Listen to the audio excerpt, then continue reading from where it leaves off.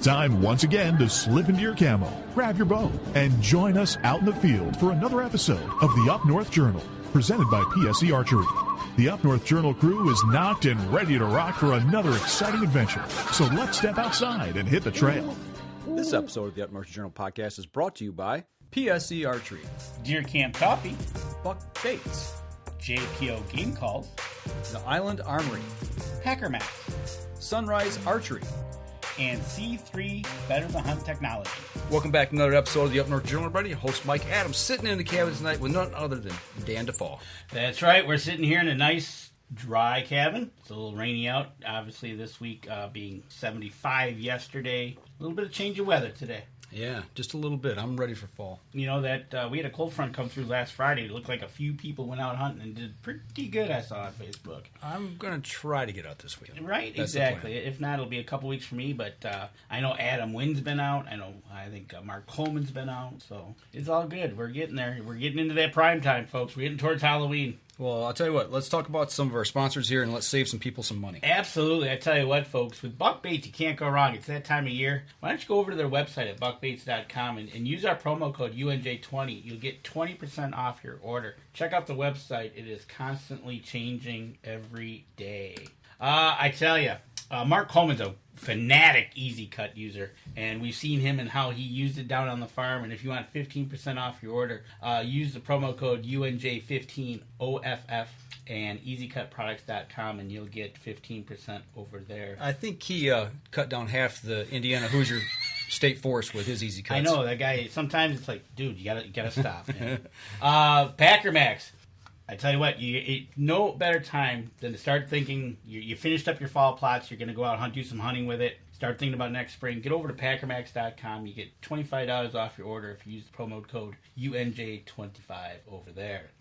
Oh, we would not be a misfire if we didn't talk about, see what I did there? I see what you did there. TheIslandarmory.com. I tell you what, I was just texting with Natalie, matter of fact, and they're going good over there at Island Armory. Check the website every day. It changes. They've got new stuff coming in. You want 10% off your order. Use the promo code UNJ10. You'll get 10% off your order over there. Welcome again to the Up North Journal. We had him on Last week, Scott from Missouri, Troublesome Creek Taxidermy. I posted a picture of a mount that he finished up on our webpage or on Facebook. Check it out. If you want promo code UNJ10, you'll get 10% off your mount over there. JPO Game Calls, whether you're getting out doing some yote hunting, maybe some deer hunting, you need those calls, get over to jpogamecalls.com. UNJ10 gets you 10% over there. And I don't know how this guy is sleeping. Miller Deer Tracking, I don't know if he slept at all in the last week. But if you want 20% off your next deer tracking event with him, get over there to UNJ20. He'll give you 20% off. Give him a call. If he can't get to you, he'll hopefully get you on the list to get you somebody that will help you. Still not hard water here, so you can still think about Southern Bait, Indiana Bait Co. Get 10% off your order there, UNJ10.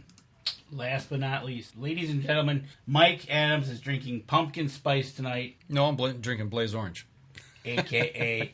pumpkin spice from Deer Camp Coffee. DeerCampCoffee.com. Use the promo code UNJ10. Get 10% off your order over there. And let's go way up to Newberry, where it's 45 and not sunny. It looks a little bit rainy to me. And if you get over to Cedars there, get a pizza, go get some Deer Camp coffee, have a seat, enjoy the Upper Peninsula up in Newberry as we're carried on 123 FM up there. All right. Well, we got that all the way.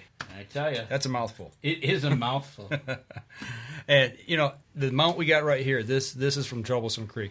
We had them on last week, and this is the mount that they sent to us here to display proudly upon the set here. So take a look at that, and you can see just how good a work they do over there. So, all right, well, we kind of teased the show tonight. We did. About taking a long walk.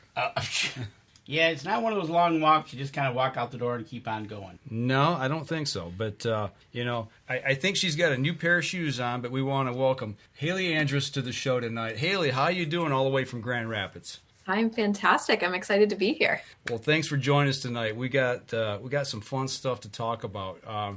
for those of you who don't know, Haley took this really long hiking adventure and started from one side of the mitten and walked all the way around the waterline, basically, of the Lower Peninsula, started at Ohio and wound up at the far side in Indiana. Not across the bottom of the mitten, but all the way around the mitten.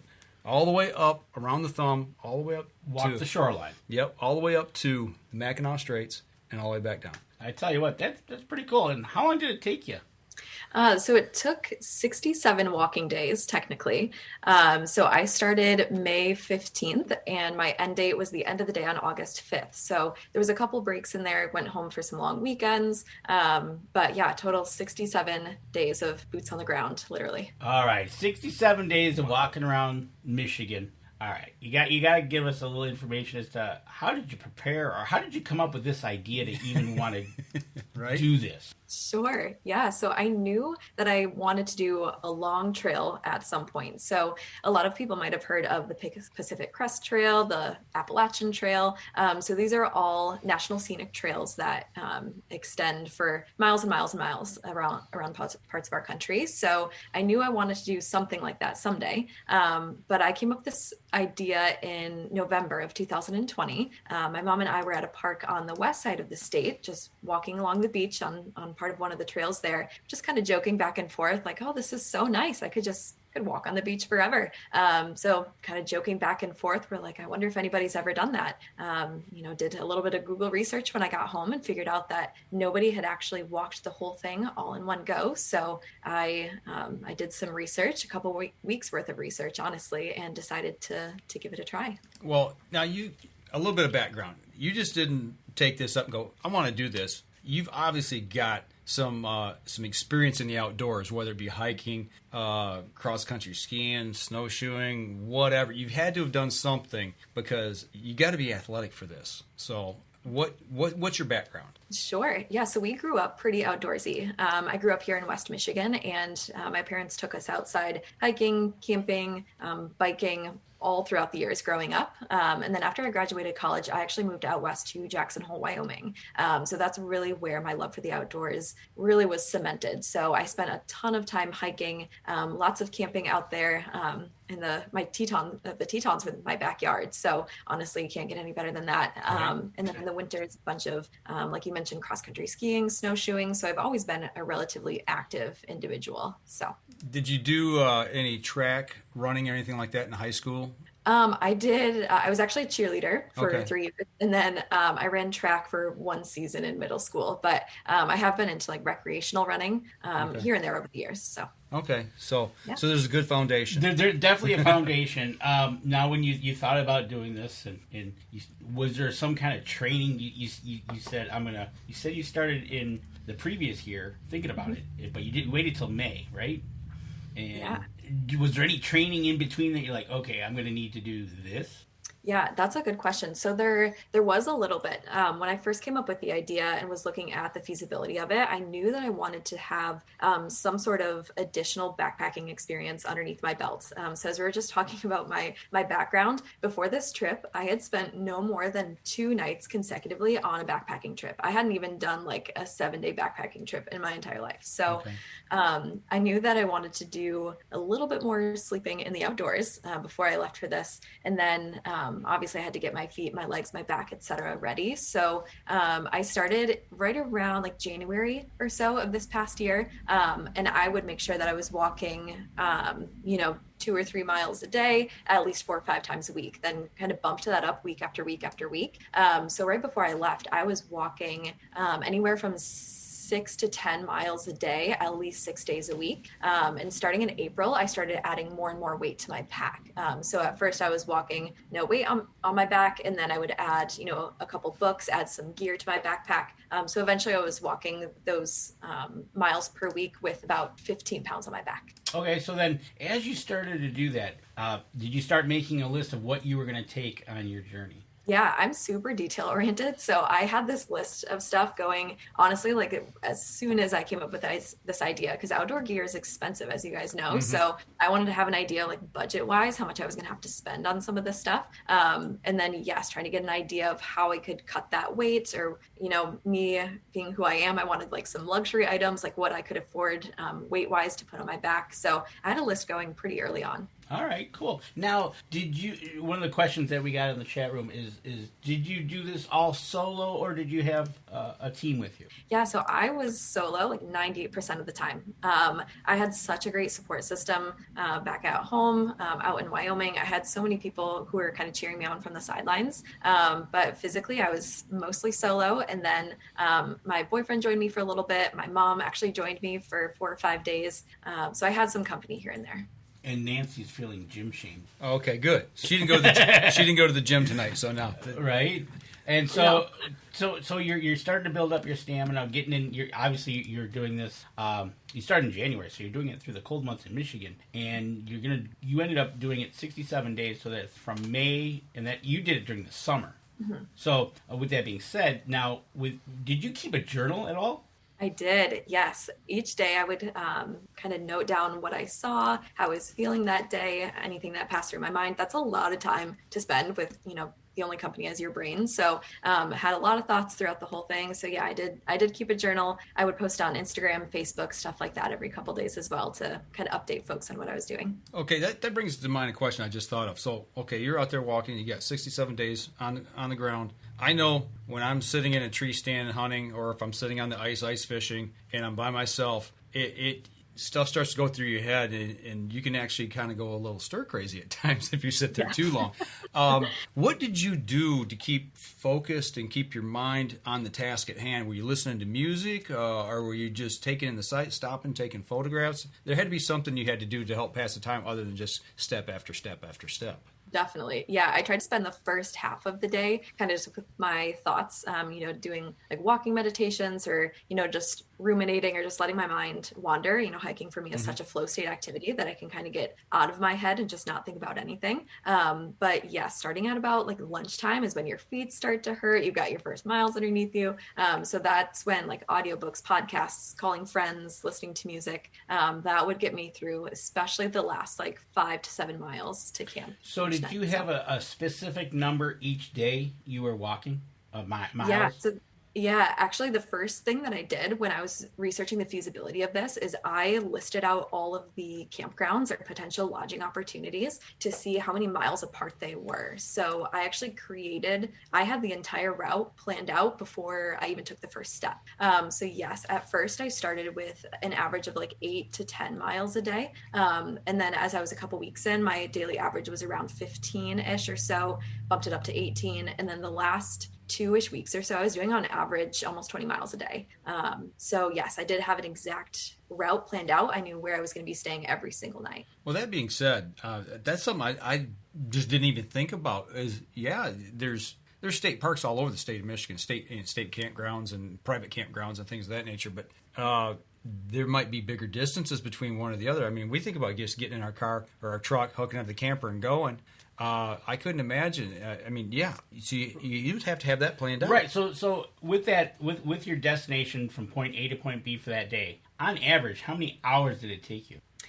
So anywhere from usually like 4 to 10 hours. It's kind of a wide span, sorry. But yeah, some of the days would be, just a couple miles worth of walking, and others, if I was walking a full like 18 or 19 miles, like if I'm only walking, 3 miles an hour on average, like it's going to take me a while. So it's usually a full day activity. Well, like you said, it was, sometimes 4 to 10 hours, but those 4-hour days is a good mental break too. It's like, okay, good day to shut down and just get to your campground, wherever your destination was for that day, and just kind of, get ready for the next day and mentally prepare yourself for that day. We're coming up on our first break. When we come back, we're going to start that journey, by Ohio, and we're going to start walking through Michigan, and we'll start there, and we'll be back after this. All right, we're going to take a quick step outside. We'll be right back after this.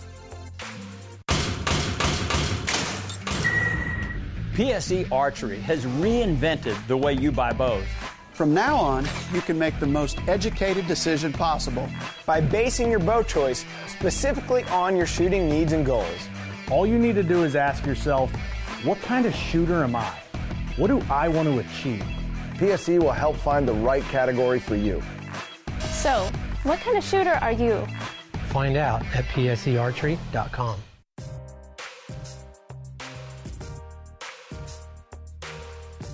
Welcome back, second segment of the show. Okay, so we've kind of got a few of the logistics and a little bit of the background out of the way, some things to think about, but now we really got to start. So you spent 4 months training, 5-6 months of planning, and now you've come to that day.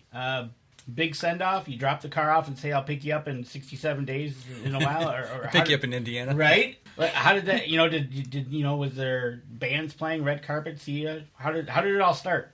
Yeah, the first day was such a mix of emotions. I was so antsy to get going, but I only had, it was less than 5 miles, I think, to walk on that first day. And so I didn't want to get there too early because then I would have to just, sit for the rest of the day. So that morning I was just in a fit. Like I didn't know what to do with myself. So it was just my parents and my boyfriend that ended up dropping me off, which was great. I didn't want like a huge send off because, I'm not a big fan of being the center of attention, but at the same time, I still had these doubts in my mind. Like, what if I can't do it? Like, I don't want to make a huge deal out of like the first day because what if I quit 48 hours in? Like, I definitely did have that in the back of my mind. But honestly, like once I started walking, it felt so right. And I couldn't put my finger on why, but I just felt so good getting those first couple steps in. They drove the car past and I waved as they went by. And that first night was stealth camping. So I just had to find a place to set up my tent, and I did that right in time for almost 12 hours worth of thunderstorms, high winds, hail, rain, etc. on the very first night that I was out there. So was that the worst type of weather you encountered on this trip? Was thunderstorms and high winds? Honestly, yeah. And that very first night was probably the worst of it. I got so lucky with weather. I don't know how I did it, but the first night was by far the worst night of thunderstorms. So it only got better from there. Well, you got that out of the way, right? I know. And your tent didn't leak? It did. I learned a lot that first night. All right. So you're laying there and trying to sleep, but the tent's leaking, it's raining, it's nasty, it's blowing. Were you ready to throw in the towel at that point? Not necessarily, because at that point I would still, just smile to myself and say, like, I'm out here, like, I'm doing it. After a year and a half of planning this, like, I'm doing it. I'm here. There was a big sense of like imposter syndrome. Like, am I the right person to do this? Like, can I actually see this through? But as of right then, I think it was still so new that I could muscle through it. Okay. Well, talking about the thunderstorm, you sent us a picture here. There's a blue tarp, your sleeping bag's on it, and you're in a garage. What was that? Another weather event? That was, yeah. So that was actually in Leland. So as we're talking about like camping logistics, etc., if there was a big stretch in which there was no camping or like affordable lodging that I wanted to lay out for, I would actually give churches a call. And I ended up staying in the backyard of just a couple churches, such kind, generous people who were willing to help me out. And this particular one in Leland, they were so kind. There was supposed to be like just torrential rain all night, and they offered up their garage of the church and put a nice little tarp down for me, and it was a very cozy setup. That's awesome. Well, sometimes you just got to rely on the kindness of other people to get you through a tough spot, and that's just in life even. So exactly, yeah. So you start out, you get that first day under your belt, and you're walking along the shores. How often, like that first day, did you get to right to Lake Erie and walk the shoreline, or were you kind of walking roads? Talk about that first stretch there. Yeah, definitely. So I saw Lake Erie just a couple miles into my first day. And then honestly, I did not see water again for a little bit. I would catch glimpses here and there, but all the way up the thumb. It wasn't actually until Caseville, which is towards the top of the thumb there, that I was able to do any sort of beach walking. So that whole first stretch, almost 2 full weeks, I think, was all on roads, sidewalks, etc. So the southeast part of Michigan, I got to imagine, especially Detroit, Toledo area, all the way up to Port Huron, a lot of industry, river traffic, things like coming that. Up downriver and that. Yeah. Did you when you got to Detroit? Did you walk along the Detroit River through Detroit? I did, yes. So I walked through as close as possible. So I was walking down like a very heavily industried street. Then it took me through some of the neighborhoods in South Detroit. And then, yes, I was eventually walking along that river pathway that starts like kind of right in the heart of downtown and heading north. Yep, exactly. And you walk right in front of Renson, and you keep going up. And then I imagine as you got up into the Macomb County area, you started, as you get further, like you said, further into the thumb, you started to kind of get away. You followed the roads and Lakeshore Drive and whatnot, so you can see it here and there. But along the way, you're starting out. It took you 2 weeks to get to the thumb. Yeah, I can actually tell you guys exactly when, because those first couple days are definitely a little bit slower. It had like shorter mileages there. But yeah, let's see if I can find an exact date here. But I would say, probably just under 2 weeks or so. I was to Detroit on the 4th night of the trip. So okay, yeah. When you got up to Caseville and you actually could walk along the beach, what was there a sense of like, yeah, this is it. This is what I came for. This is awesome. I mean, what was going through your mind when you hit the beach for that first time? Definitely. Yeah, you hit the nail on the head. It was absolute elation. I had done some training where I was actually walking on the sand itself over on the west side. But honestly, like the first time that I could do more than a mile actually walking on the beach was absolutely incredible. Very emotional. And yeah, you're just listening to the waves and knowing that like this is what I'm going to be hearing for the rest of the time out here. Like this is going to be the soundtrack to this whole trip. So as you're walking these beaches around Michigan or wherever you might be walking a street or whatever, did you ever get yelled at for trespassing? No, actually, I got so lucky. Nothing like that. I had plenty of people as I was walking through their property, as it is legal to walk up to that high water line. I had plenty of people just, give me a wave, ask me what I was up to.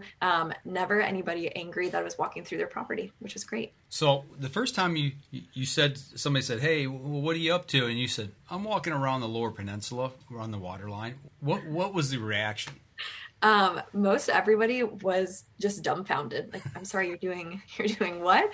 Why was always the second question. Yeah. And then, people would ask questions about how far I was walking, how much my pack weighed, etc. But honestly, I talked to at least 2 people a day, almost every single day. I don't think there was a single day in which I didn't talk to at least one person. So everyone was just so excited, which is great. So with that being said, you talking to a lot of people, did you meet anyone unique along the way? Oh, plenty. Yeah. I mean, every single person had their own reaction and had their own like stories alongside it or had their own way to relate to it. And, that was one of the biggest things about me doing this trip is I genuinely wanted to talk to the people of Michigan about the lakes, how they interact with the outdoors in this state. So, getting to talk to people who might live along the water or getting to talk to people who were just renting a cabin for 2 nights. They had never stayed exactly on the lakeshore. That was the first time that they were able to wake up to the sound of the waves. That was my favorite part, is just being able to talk to the people and how they interacted with the lake itself. And everyone has their own individual story. So, did you expect that reaction, or is that something you just come to realize as you started talking to these people? I think it's something that I just came to realize. I knew that people would be excited, and I knew that people would question why I was doing what I was doing, but I didn't expect such genuine interest and such genuine care that I received along the way. So you're talking about interest. Did you have any like newspaper or TV station or radio stations kind of following your trip and working with you along the way so you could report back to where you're at or anything like that? I didn't. I was a little hesitant to do that just for safety reasons. Sure. All of the posts that I was putting out to Instagram, Facebook, etc., were all at least 10 days behind, just for, those safety concerns. I did have a gentleman on the east side. He was a freelance photographer out of Bad Axe, Michigan, and he took a picture of me, and it was on the front page of the Huron Daily Tribune, and that was the first media attention that I got on this whole trip, which was pretty early on. So that was fun. That was a good fuel. Yeah, you're talking about safety. I was just thinking when you're talking about walking through Detroit in the neighborhoods, I'm like, yeesh. I wouldn't have been walking. I'd have been running. Yeah, you might want to sprint it that area. Yeah. So you made it to Caseville in 2 weeks. Now you're coming down the inside of the Mid, and then you're going to go around the Saginaw Bay City area, and you're going to start heading up that way. Getting through another stretch with big city industry and everything. How was that going around that little hook right there? That was interesting for sure. It's a lot more like marshy, I guess, than I expected. Mm-hmm. And it was fun to see like the type of the people change along the way. So, I have the people down by Ohio, a little bit different than the people in Detroit, a little bit different than Bay City, than Traverse City, than, Grand Rapids. So, just a little bit different folk. So kind, so fun. And I actually did enjoy that area. I was lucky enough to be in Sebewing the weekend that there was a big bow fishing. Oh yeah. Yeah, I had no idea what that was, but there was just all these people outside with these big boats and their bows, etc. And I got to talk to them about what are you doing, right? Bunch of guys and gals with lights on their boats zipping out into the water at night. Yeah. And you're like, what is going on, right? Okay, so you now are in marshy area. Another question we have is, besides the unique types of people, did you experience any animals on the way that you might have, cool or type instances? I think I got really lucky with the wildlife. I was hoping to see a porcupine. That was the one animal that I really wanted to see. I did not see a live porcupine on the trip, so it was a little bit disappointing. The only the close animal encounter that I had was a raccoon in my campsite. And that was an experience for sure. Got a little bit too close for comfort. And then I was in Alabaster, which is just a little tiny city as I was heading up north on like the Mitten portion, getting out of Saginaw Bay. And I had set up my tent in the backyard of this church, and there was nobody else around. It was like a dead end, just woods past this church. So I was already like a little bit creeped out. I set up my tent. I'm trying to go to sleep, and I hear this huffing sound. And I've only heard this huffing sound in bears after spending time in Jackson Hole. The grizzly bears make this huffing sound. So I was like, there's no way. I don't know what this could be, but there's no way it's a bear. It's a deer. And I was just on edge for like 20 plus minutes just to find out that it was just a deer. So a deer snorting at you going, what are you doing in my backyard? Right. Right. And so did you said you stopped at campgrounds, you stopped at churches. Did you ever actually camp on any of the beaches? I did not. No, the closest that I got was, oh gosh, I was close to having to camp like on the beach itself in over by Goodhart. So just south of Wilderness. But a really kind couple took me in for the night, but I was getting ready to set up my tent on the beach, but didn't have to. Nice. Yeah. Like you said, you've encountered unique people throughout the state, and it's just a great experience, especially when you can relay this about you hear some stories. And we're almost up to Mackinac, but we're coming up on our second break. But when we come back, we're gonna hit the Mackinac Bridge here, and then we'll continue our trip down the other side of Michigan. All right, we're gonna step outside. We'll be right back after this. PSE Archery has always dominated the speed category. Now, the most revolutionary cam system ever to hit the market has perfected the shooting experience. Introducing PSE's Evolve Cam System, featuring extremely high let-off capabilities and the smoothest draw cycle in history. No other cam system has ever delivered this level of total comfort and total control. Experience PSE. Experience performance. All right, Danny, get out your trusty state map here. For those of you out of state that don't know, this is Michigan. Actually, this is Michigan. Here we go. So Alabaster's up in this side right here. So now we're gonna get all the way up here to we're gonna get to top. the fudge capital of Michigan, Mackinac. That's right. And you made it to you made it up to Mackinac. You went through Oscoda, Alabaster. You went up through Alpena. Rogers City. What was that? Getting to that point of your trip, did you consider that halfway?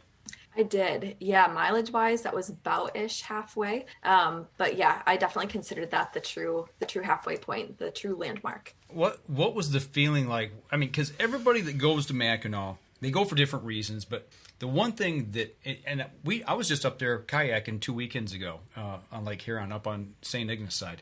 And I've been across that bridge, I don't know how many times. But when we're crossing it, you just get this feeling that you just can't describe to anybody.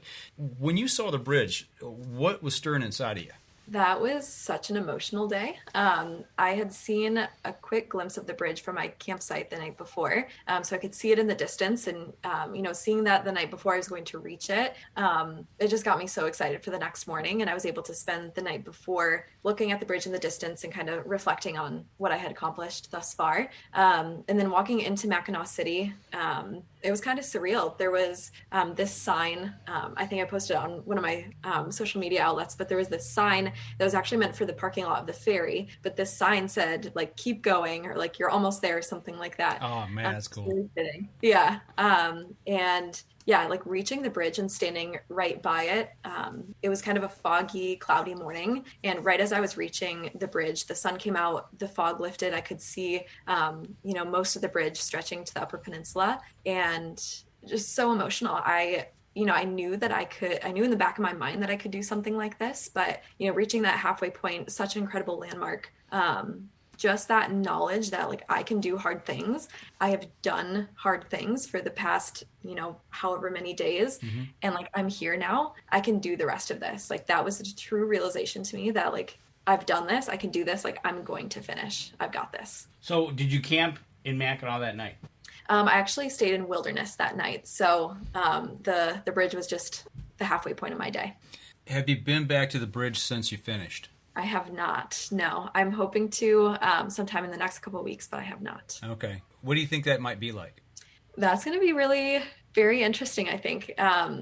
Visiting any of these little points along the beach has been an emotional experience. I've since been back to a couple parks along the west side, and there's tears every time, just thinking, like, the last time that I was in this place, like, my feet hurt and my back hurt and I was tired and I had bug bites and stuff like that. So going back and seeing these places is emotional, and I think the bridge would be the most emotional of them all. So we take you down to Detroit and take you right in front of the Ren Center.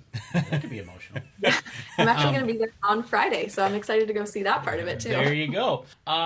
So how many days did it take you to get to Mackinac? So I think I was at Mackinac on day 26-ish. Let's see. It was not day 26. It was. So you're 26 days in. Okay, day 36. Yeah. So you're 36 days into this. The question is, at this time now, did you start? You prepared for this. Did you start seeing, like, weight loss? Your clothes sizes started changing during your walk. Did you try to figure out you needed to have more calories? What was your plan about that? Because you trained for it, but now you're actually doing it. Yeah, that's a great question. So I started noticing that actually about 2 weeks in is when I first noticed, like, my hunger levels really spiking. So I tried to pay close attention to how calorie dense my food was.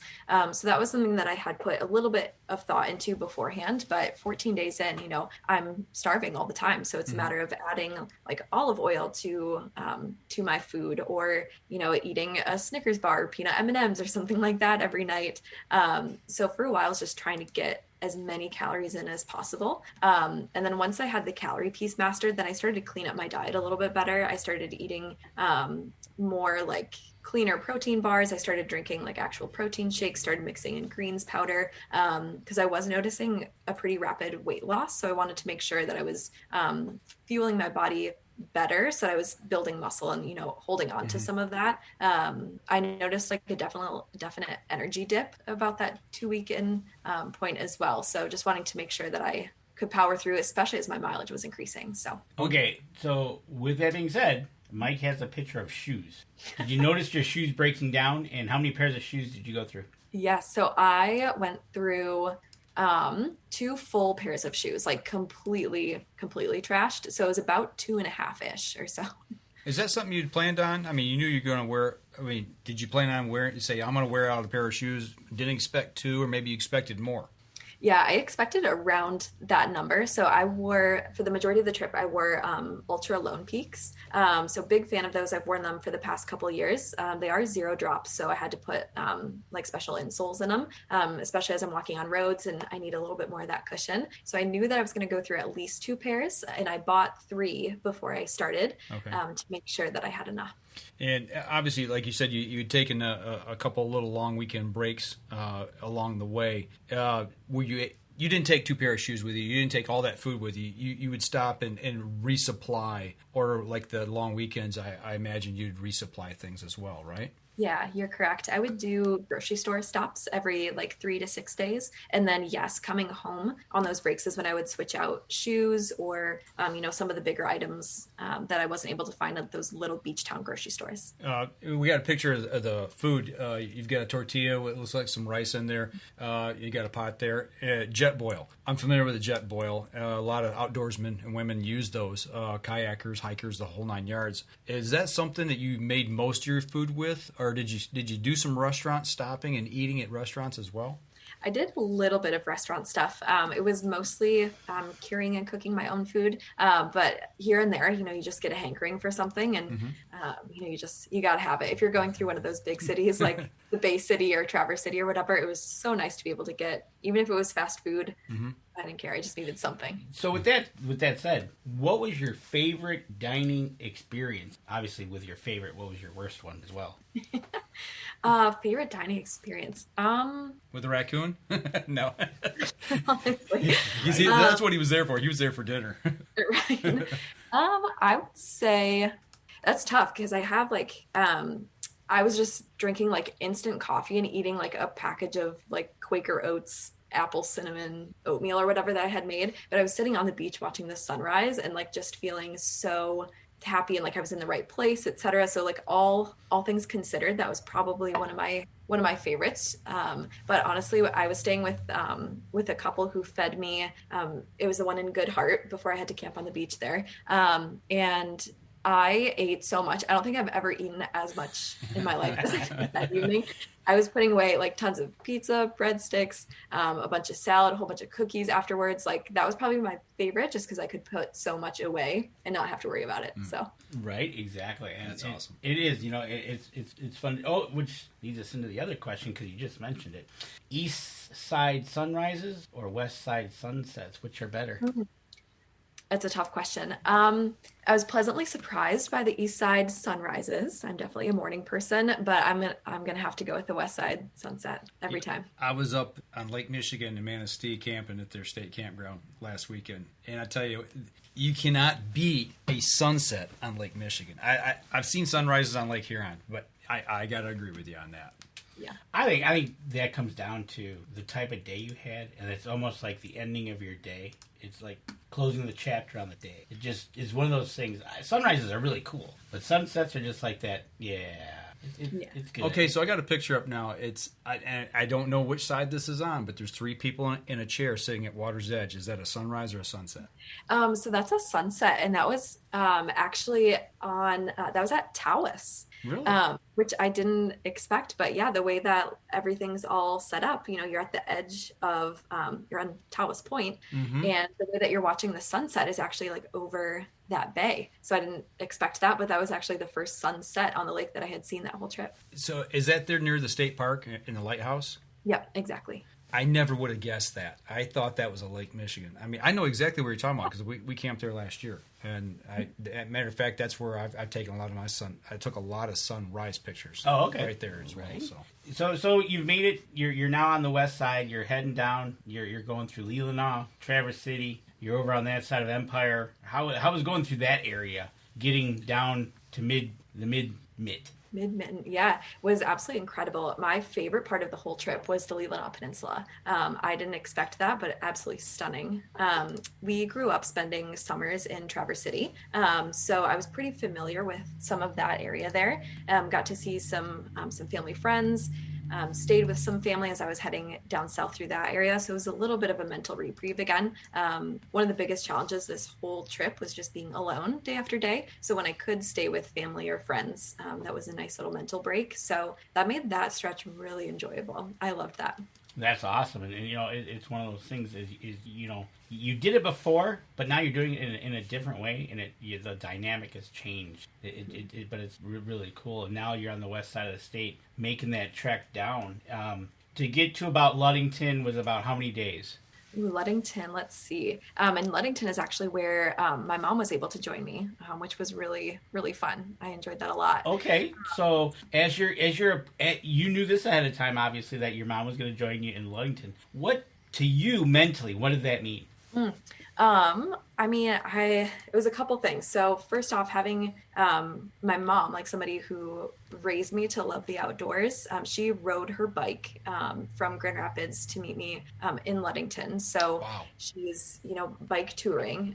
She's in her 60s. So, to have her take such an interest in my trip and be so passionate about what I was doing, and for her to have her own passions about the outdoors, for her to join me doing something like that, being in the outdoors, doing something we both love, was absolutely incredible. I am so lucky to have family, somebody who's so close to me who has that much of a passion for it. And then again, just that mental break, having somebody to talk to at camp, being able to sit and talk and catch up with somebody who's familiar to you. I loved the strangers. I loved meeting new people, but it was just a really nice break to have somebody that close to me with me. And that's one of the things is you're taking this journey. We talked about this in the beginning. The mental, starting out the day, midday, end day, and then when you get to a point that you're like, oh wait, that's family, that's my mom. I'm sure there was some tears shed at that point to collect your thoughts. Yes, definitely, absolutely. And it took me it was 54 days to get to Ludington. 54 days. 54 days of walking in there. And then you start to see the finish line in sight. Oh, for sure. Like she said, she made it halfway to the Mackinac. That was an uplift. Now you're on the downside of the west side of the state. You're at Ludington. You're heading for the finish line of Indiana. Speaking of that side of the state, actually, I'll tell you what. Let's take our last break, because I want to say what time we got left, and we'll expand on a couple things here coming back out of this. So let's take our last break. When we come back, we will wrap up and see where things lead us here in the discussion. We'll be right back after this.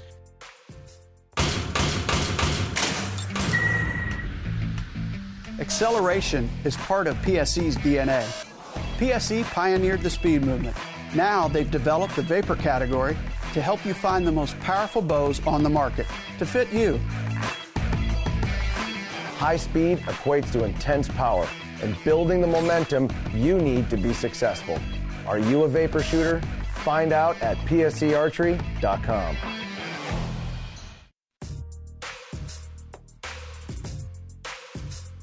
Welcome back. Last segment of the show. When we went to break, we're talking about coming down the home stretch here, coming down from Ludington, and I started looking at some of the photos that I saved here for the end, and to me, it's the iconic west side of Michigan photos. Coming down that shoreline. You got the high bank cliffs. That side of the state, has taken a lot of beating here in the last 5-10 years. High water, a lot of erosion. In a couple pictures here, you can kind of see some of that. What was that like coming down through there? Was there anything that really struck you? Yeah, that was really interesting. Not living in the state for the past 6-ish years or so, I'd heard about high water levels, but hadn't really seen any of it in action. To walk through some of that and see people's, be climbing over somebody's collapsed deck, and there's rusty nails and large slabs of concrete and stuff like that. You can see where it's fallen off the dune side. It was pretty astonishing. It was really interesting to see some of that. You can see a lot of people trying to rebuild. I walked past several different homes in which new things were being put in to help stop that erosion. It was fascinating to see some of that. Yeah, it just goes to me. It shows the raw power of Mother Nature and what she can do. Absolutely. That's it, right? That's just messing with Mother Nature, and she's gonna have the last say. Unfortunately, down in Florida. Yeah, right. Yeah, exactly. So you're on your way. And how long did your mom join you from Ludington down? So she was just with me until the outlet of White Lake, so just north of Muskegon. So she was with me for, I think it was 3 nights, and then my dad picked us up there, and we both went home for a little bit of a break. I got dropped off back in Muskegon and finished out the last 10 days. So 10 days ago from Muskegon down to Indiana.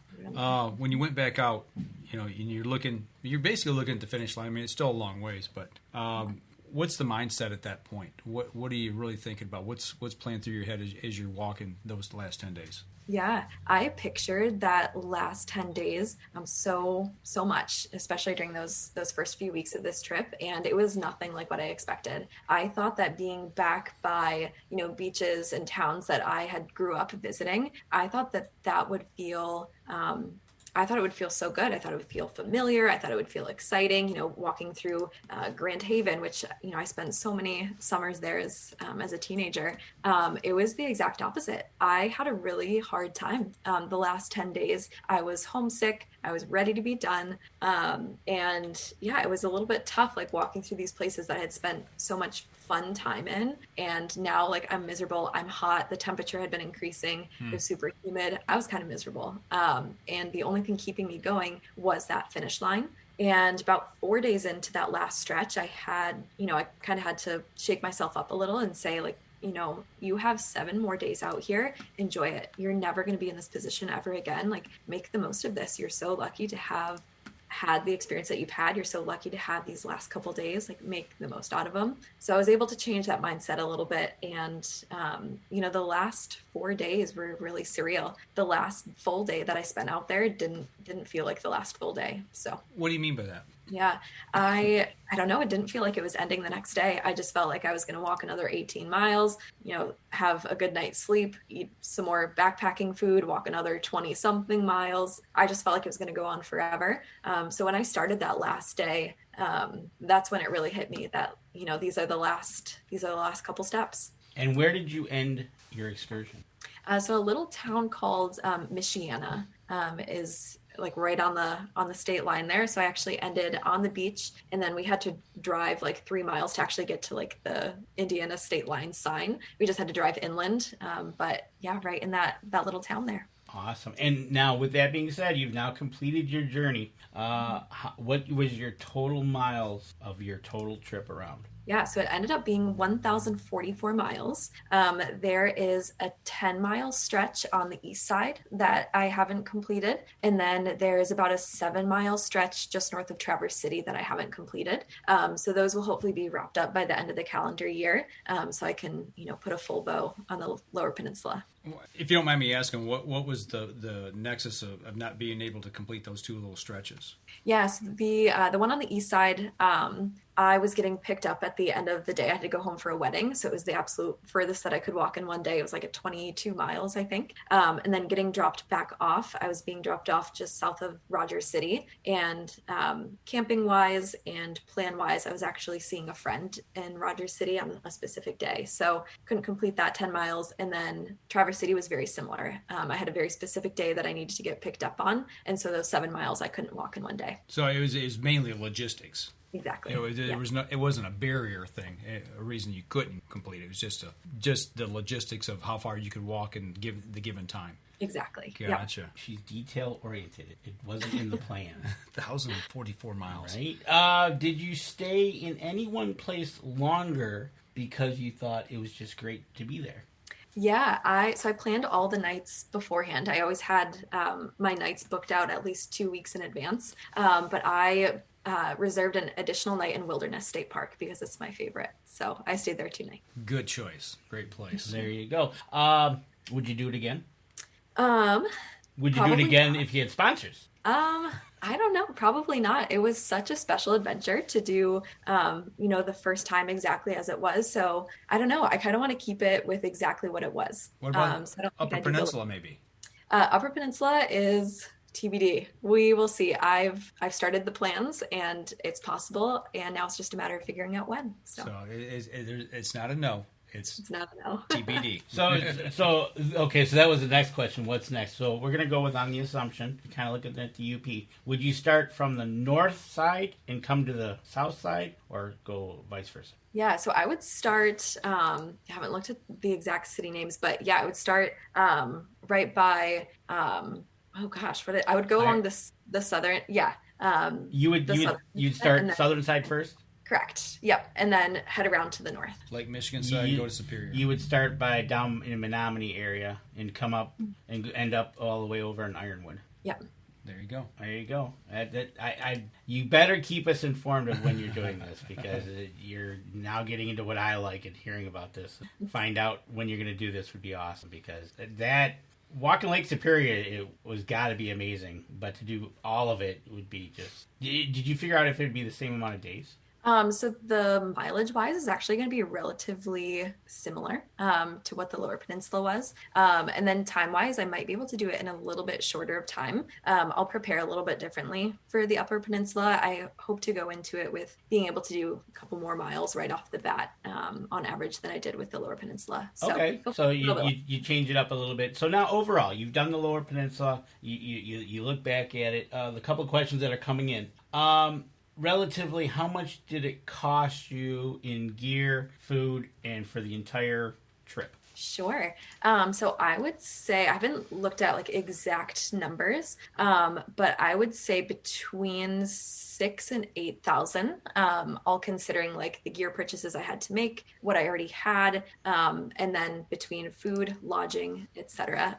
Right there between 6 and 8 is a pretty good guess. Well, talking about the gear, what you already have and what you took with you. I got the picture up now. You've got it all spread out on the floor. I assume these are the things that were in your pack that you carried with you on a daily basis. Obviously the shoes we understand, the trekking poles we understand, the sleeping bag. But what are some of the things in there that we might not expect? Sure. One of the biggest questions that I got is how I charge my phone. So I was lucky enough to stay, a lot of campgrounds had electric hookups, but I did also have like an Anchor charger block. So I could charge my phone up to 3 full times off of that little charger block. I think something that people don't expect, who might not be familiar with the outdoors, is sometimes the necessity to use the restroom when you're not by restrooms. So having to bring like a potty trowel, things to pack in and pack out toilet paper, stuff like that. So I think those are the two biggest. I brought, as far as protection goes, I brought like a small knife with me, and then I did bring a canister of bear spray as well. Okay, that was questions. Oh, you hit one. Water to hydrate yourself. How did you didn't carry gallons at a time. How did you get through that?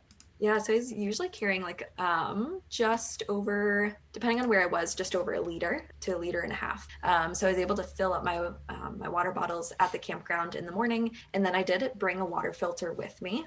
So sometimes I was able to stop and refill. Sometimes people would give me water, and then sometimes I had to filter from the lakes. That was going to be a question if you took a water filter with a filter straw. I would think so. Yeah. With being right there, it'd be a freebie. Yeah. You don't have that extra weight, and then all of a sudden, and I assume, especially as you said, the temperatures were rising, humidity's going up. You're coming down the other side of the state. Your water intake was getting more and more as you went. Definitely, yes. Well, the one thing, we talked to several people, and we had them on the show talking about going up to Isle Royale and camping for a week, 2 weeks. And that was one thing I was really interested in. I was like, okay, the potty trowel and the TP, that makes complete sense, and it's, you got to make sure you've got provisions for things that most people that don't know the outdoors don't even really think about. And you said you come down the west side of the state and you're coming down and it's getting humid. Bugs. I mean, you had to have bug spray, I imagine.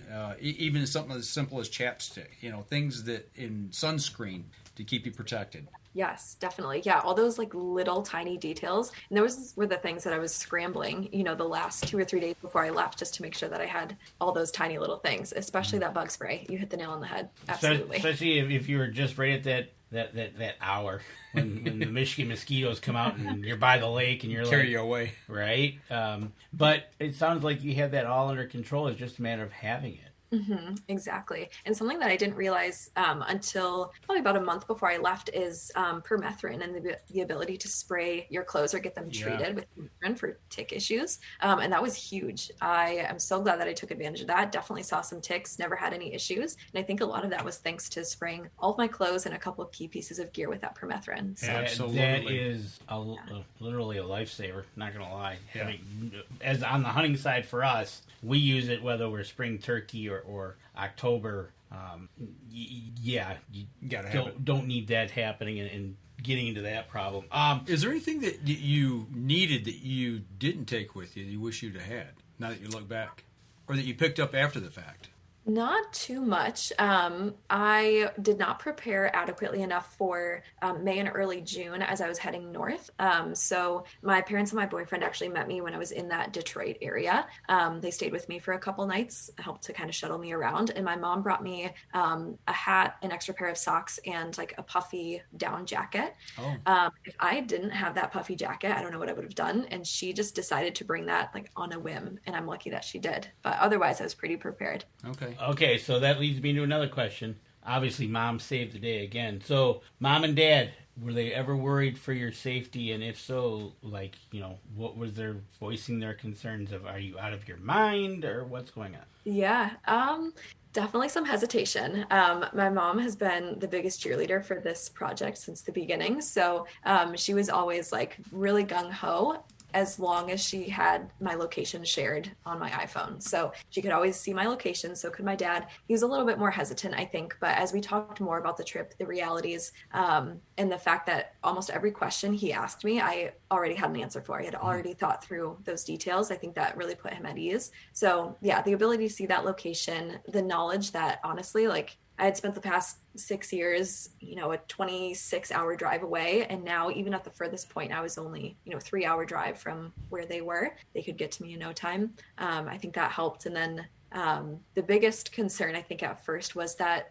Detroit area. So the fact that they were able to meet me, help do some shuttling. And honestly, like, I didn't have a single issue. There was people sitting out in their porches in those South Detroit neighborhoods, just waving hi, saying, hey, God bless. It was fantastic. So I think after the first week or two out there, him hearing my experiences kind of put him at ease that all was going to be well. You mentioned you had a journal. You plan on writing a book. I would like to do some sort of longer format publication. I'm not sure exactly what that looks like just yet. I think it would be interesting to, write a book someday, whether that's just on this adventure, whether I combine it with Upper Peninsula and do a full publication like that. We'll see, but it's definitely not out of the question. I think it would be awesome if you did 2 books, one for the lower, one for the upper, and then a third book, which you kind of combined both events into a third book. You going into publishing now? No, I'm just thinking as the questions are rolling in, and just that theory of what you almost could think this out as you're walking, right? It's amazing. That's awesome. Nancy Jackson. She was totally going to do this, but she only has 5,000. Oh, you can do it. She didn't go to the gym tonight. Right? So she's got to get back in the gym before we turn her loose on a 1,000-mile trek. Right?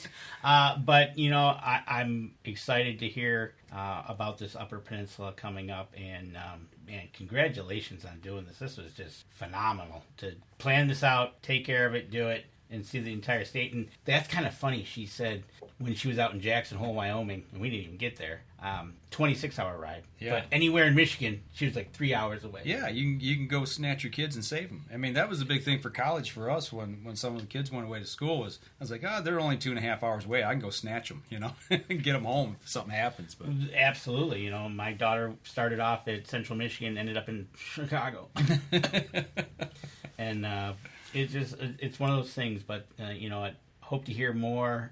Is there anything you want to talk about that we didn't cover? Not too much. No, I think just kind of using Nancy's last comment there, like as far as like financial or like physical ability to do it, like I just encourage people to get outside and like give it a go. It's not something that I thought I could ever complete, and there we go. Like I did it. I did the research, etc. So yeah, I just want to encourage people to get outside in whatever way feels good for them. It might not be a 1,000-mile backpacking trip, but we had on a person that did do-it-yourself hunts, and they went up to Alaska, and you did yours walking around Michigan, and basically your messages were the same. Yep.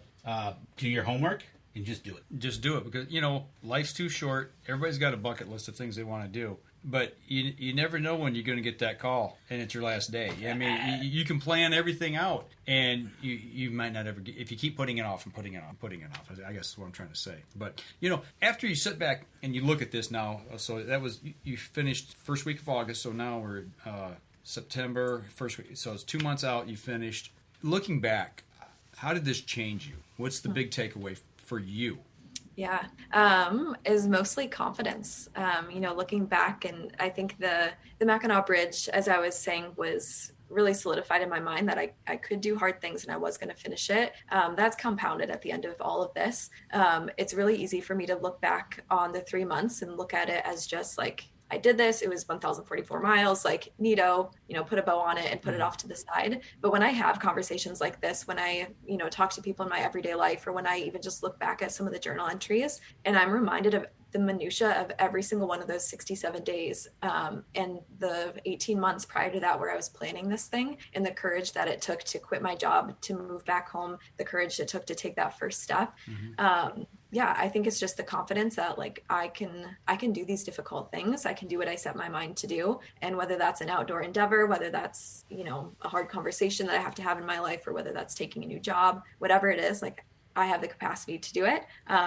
It just restored my faith in humanity. As I mentioned before, I met so many kind people. There are wonderful, wonderful people out there, and it's a privilege to be able to go out and talk to them and meet them. So when you're in the outdoors and you meet people, whether it's hunting, fishing, horseback riding, canoeing, whatever, the people in Michigan, I hate to just limit it to Michigan, but outdoors people who love the outdoors, we may not always agree on the same things and the way to do things, but the one thing about it, we all have a genuine love for the outdoors, and that's the one common bond. And people, I still got faith in humanity that people are genuinely good at heart and will do whatever they can to help their fellow man or woman. Yep, I completely agree. Yeah, and getting outdoors in whatever way that looks like for you, I think it's sometimes a little bit intimidating to look at the different barriers, whether it's the cost of the gear or like the physical ability or what have you. But truly, even if you're just going outside for like a quick stroll around your neighborhood, like people in the outdoors and people who are out there doing what they love and connecting with nature, I think that does something to the human spirit. So sunrises and sunsets. Right, exactly. A couple quick questions. Did you ever lose GPS signal? There was a couple times where I didn't have phone signal. I was using mostly Google Maps when it was like road walking, and then I was using Gaia GPS, which is an app that I had on my phone, and that was mostly reliable except for when it led me to be like thigh deep in a swamp just north of Megalodon State Park. Oh no! Whoops. Okay, so then the next question was, did you get lost at any point? Not true lost like I thought I was going to. Again, like being in the swamp thigh deep, I had no idea where I was and had no phone signal, and I just had to figure that out, but that was the only time, thankfully. Wow. Yeah, something's a little wrong there. It's like It's like listening to Google when she tells you to turn left and you're staring down a dead end road, right? or down a train track, right? It's like, hey, wait a minute, this is not right. A compliment to you. Mark Coleman says you're very well spoken. Oh, thank you, Mark. I appreciate that. Thank you. I see a book coming out of this. So, if you're not planning to do this in 2023, Upper Peninsula, you gotta walk the bridge next year just to say you connected the walk from the lower to the upper. There you go. That's a great idea. Absolutely. I should do that. And then you can say, okay, I walked the bridge, which is kind of weird how they do it now. But that says, okay, that's your gateway to the UP. Yeah, that's right. I love that. I hadn't thought about that. I'm for sure going to do that. I think that's a great idea. I tell you what, they got it weird now how they do it. You walk to the middle of the bridge and you walk back. What? Yeah. That's not right. It's weird. Yeah, that I've walked it 3-4 times. Yeah, it was always across. So, oh well, I didn't know that. So you have to walk it twice, right? It's all had to do with COVID. And, oh boy. Yeah. Well, maybe they'll change it now that hopefully that's kind of subsided. Maybe if we tell, she gets a hold of the bridge authority and says, "I'm coming up there," they might change it. Yeah, they'll do an escort. They might. There you go. So let me look real quick for the questions. I think we're all good on questions. Social media. Where can people connect with you on social media and maybe read or see more photos or what have you? Yeah, absolutely. So I've been directing people to my website. That's the easiest place because my social media is all linked there. But it's lakeboundmi.net is the website. And then my name is Haley Andrus, HALEYANDRUS. Feel free to search for me on Instagram, Facebook, etc. I'm happy to connect with people. I love to talk about this, as you guys can see. So happy to do as much as I can. Oh, we've got he's got the lakeboundmi.net, right? Got a picture of the lake bound and adventure around the coast of Michigan's Lower Peninsula. You got it. All right. There's the outline of the trip. Yep, we got the website up. We're taking a look at it right now. So if people want to go on over to there and see why in big letters, right? Because she can. It's like I've always said, when Nancy and I we'll see a photo or somebody's taking a trip or see a new body of water or something, and it's like, well, if there's water there, it's meant to be paddled. You got to get out and paddle it and kayak it. So, no, hats off to you, man. That is just, I'm still just flabbergasted that 1,044 miles. It's incredible. It's an incredible feat, and your parents have got to be proud as hell, that you've accomplished a monumental feat like that. That is incredible. Exactly. Congratulations again. Absolutely. And Nancy says if she does that, she can kayak under the bridge with her. Yeah, there you go. Yeah, my girlfriend, she actually paddled across the Straits of Mackinac. It was before we met, and so now she wants me to go with, and I'm starting to get into the big water and learn about it and feel more comfortable. So we're talking about it. It'll happen one day. It won't happen this weekend. I can tell you that. Right? So it's going to take a little while. And for everybody out there, Mark posted the link in our chat, so you can go there right through. If you're watching us if you're listening to the podcast, go to the live feed here on Facebook, or you'll see it in a couple days on YouTube. There you go. So I tell you what, we've kept you here long enough. Actually, we've ran this segment real long. So we're going to wrap up the show. Hang on with us here. When we're done, we'll chat real quick and let you go. But for those of you who are listening to it, the show on the podcast, obviously you need to see the photos. You need to watch the live show, so come over to Facebook or YouTube where you can catch us there and take a look and see everything we were talking about. And if you're actually listening to us off iTunes, please give us a review there. That helps us and helps the people who support us. And for those of you who are watching on the live stream here, make sure you go over to Haley's social media page. Give her a like, follow, share there as well. Share the show and give us a like, follow, and share as well. Make sure you smash that button and give us a like. So absolutely. Next week we're open. We're open. We are open. Okay, so we'll come up with something to talk about next week. We got plenty to talk about. We got stuff that we've done this summer we haven't even touched yet. Right, so. And we can always talk about that wonderful app we have and what people think about that. There you go. But we can talk about, there's a couple things in the fire, trying to get some interviews. It's going to be kind of hard right now because everybody's in the middle of hunting season, obviously. Absolutely. So that'll do it for us this week, folks. Y'all tune back in again next Wednesday, 7:30. We'll be right here. As always, y'all take care. And if you're out in the woods and you're bow hunting, make sure you wear your safety vest and use your lifeline when you're climbing into your tree stand, because we don't want to hear about any accidents. That's right. And if you're walking around the state of Michigan, be safe. There you go. That'll do it for us this week, folks. This episode was brought to you by PSC Archery, Deer Camp Coffee, Buck Baits, JPO Game Calls, The Island Armory, Packer Max, Sunrise Archery, and C3 Better the Hunt Technology. Thanks for listening, and join us again here next week. Until then, remember, as we always like to say, if you're out on the water or in the woods, shoot straight and be safe. Until next week on the Up North Journal.